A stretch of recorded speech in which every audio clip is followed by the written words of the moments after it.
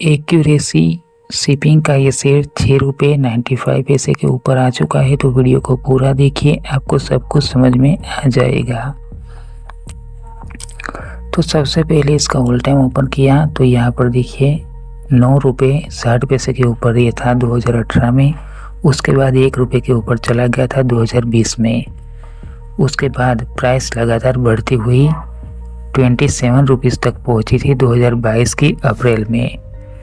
उसके बाद काफ़ी गिरावट देखने को मिली है, ₹6.95 के ऊपर आ चुका है।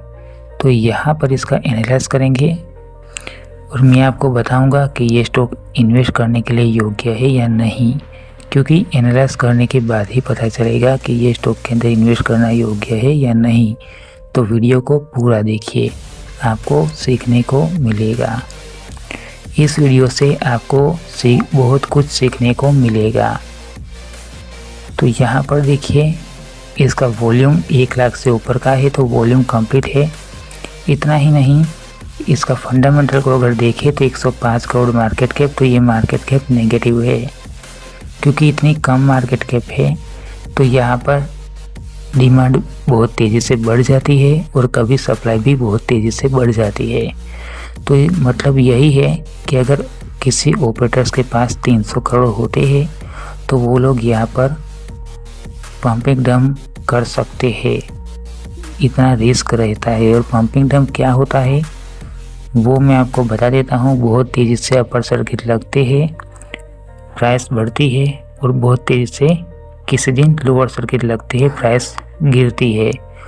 गिरती प्राइस में लोअर सर्किट लगने के बाद सेल नहीं कर पाओगे, ये रिस्क रहता है और लॉस हो जाता है। इसीलिए मैं ये बात कह रहा हूँ कि मार्केट कैप बहुत कम है। पी रेशियो 40 से बहुत ज़्यादा है, तो ये भी नेगेटिव। कंपनी के ऊपर डेब्ट है, तो ये भी नेगेटिव हो चुका। आरओई को देखें तो 3%, तो ये भी नेगेटिव।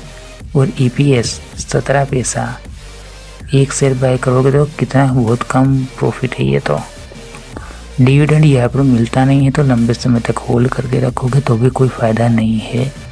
Face value ₹1। तो अगर देखा जाए तो ये फंडामेंटल इसका नेगेटिव है। अब शेयर होल्डिंग पैटर्न को देखें तो प्रमोटर्स की काफ़ी अच्छी होल्डिंग है, देखिए 63%। लेकिन एक बात मैं आपको बता देता हूँ, यहाँ पर 1 साल पहले एफआईआई ने थोड़ा सा इन्वेस्ट किया था, लेकिन अब उन्होंने भी यहाँ से पैसा निकाल लिया है।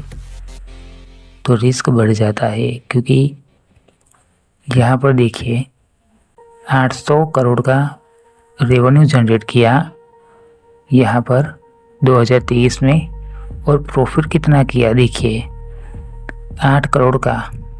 800 करोड़ का रेवेन्यू जनरेट किया और 8 करोड़ का ही प्रॉफिट किया।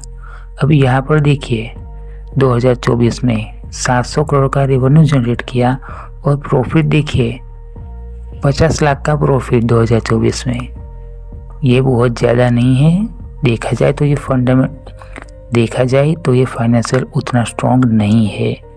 और इनके नॉन करंट एसेट्स को देखें तो यहाँ पर देखिए इनके नॉन करंट एसेट्स बढ़ते हुए दिखेंगे। 2022 में 62 करोड़, 2023 में 75 करोड़, उसके बाद 2024 में 73 करोड़। तो देखिए 2 करोड़ कम भी हो गए। तो ऐसे में कह नहीं सकते कि इनके नॉन करंट एसेट्स बढ़ ही रहे हैं। प्रमोटर्स की होल्डिंग कंप्लीट है। नॉन करंट एसेट्स को अगर देखा जाए तो अभी तो कंप्लीट ही है, लेकिन फाइनेंशियल उतना कंप्लीट नहीं है। और जो ये फंडामेंटल है वो नेगेटिव है। तो यहाँ पर इन्वेस्ट करना रिस्की है, तो इन्वेस्ट करने के लिए योग्य अभी तो नहीं है।